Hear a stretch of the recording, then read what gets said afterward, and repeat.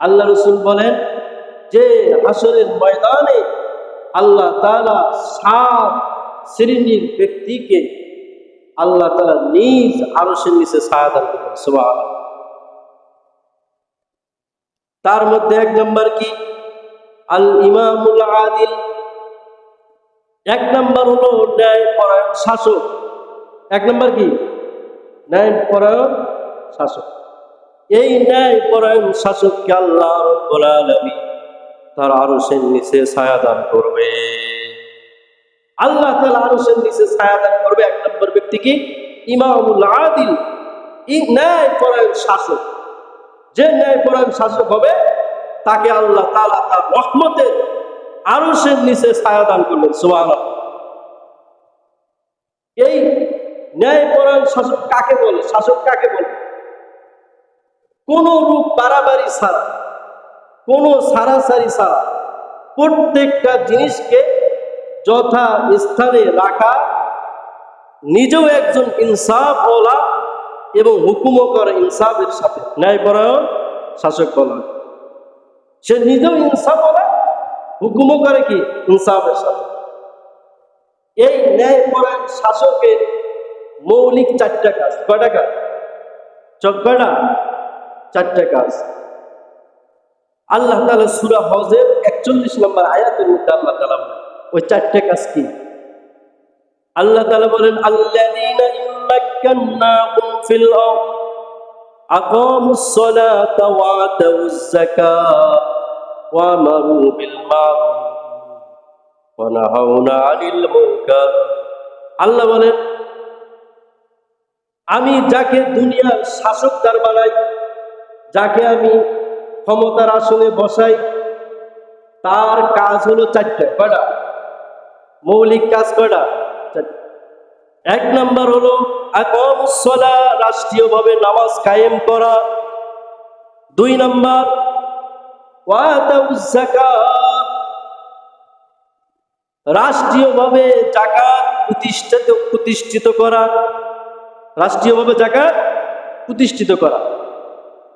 3 নম্বর ওয়া আমারু বিল মারুফ, রাষ্ট্রীয়ভাবে ন্যায় কাজের আদেশ করা, সৎ কাজের আদেশ করা।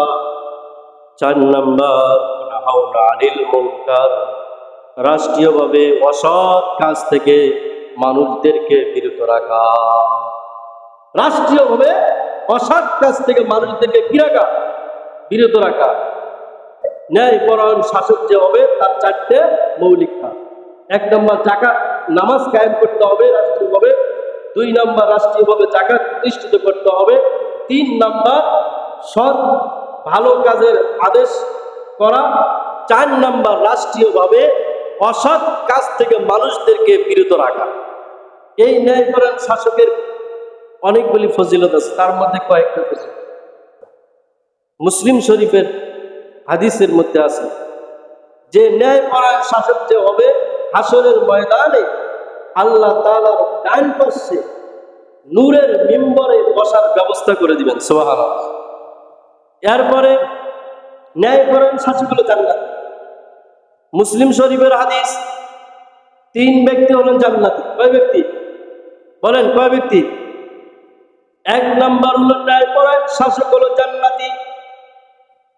2 নম্বর ওই ব্যক্তি যেই ব্যক্তি দয়ালু, মানুষের উপরে সদায়, নিকট আত্মীয় মুসলমানের উপরে সদায়, প্রতিটা ব্যক্তির উপর সে দয়া করে। আল্লাহ রাসূল বলেন এই ব্যক্তিটাও হলেন আল্লাহর জান্নাতি মেহমান। 3 নম্বর ওই ব্যক্তি জান্নাতি যার অনেকগুলি সন্তান আছে। কি আছে? অনেকগুলি সন্তান আছে, তার অভাব আছে, অনটন আছে, দরিদ্র আছে। অনেকগুলি সন্তান আছে, অভাব আছে, অনটনও আছে, দারিদ্রতার মধ্যেও আছে, কিন্তু নিজের কষ্টের কথা, নিজের অভাবের কথা মানুষের কাছে কয় না, কারো কাছে হাত পাতায় না।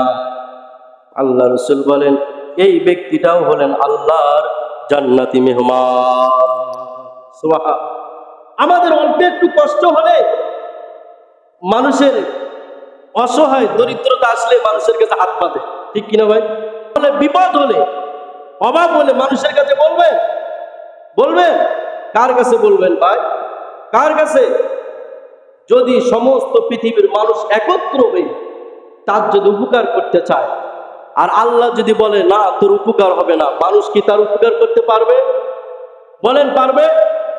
আর সমস্ত মানুষ যদি তার ক্ষতি করতে চায়, কি করতে চায়? ক্ষতি করতে চায়, আল্লাহ যদি বলে না ওর ক্ষতি হবে না, সমস্ত মানুষ ঠেকাইতে পারবে? বলেন তার ক্ষতি করতে পারবে? তাহলে বলবেন কার কাছে? মনের ভেতরে কষ্ট বেদনা আছে, কার কাছে বলবেন? মনে থাকবে ইনশাআল্লাহ। যার কষ্ট, সন্তান অনেকগুলি আছে, অভাব আছে, কারো কাছে বলে না, মানুষের কাছে হাত পাতায় না, আল্লাহ রসুল বলেন এই ব্যক্তিটাও আল্লাহর জান্নাতি মেহমান। সুবহানাল্লাহ।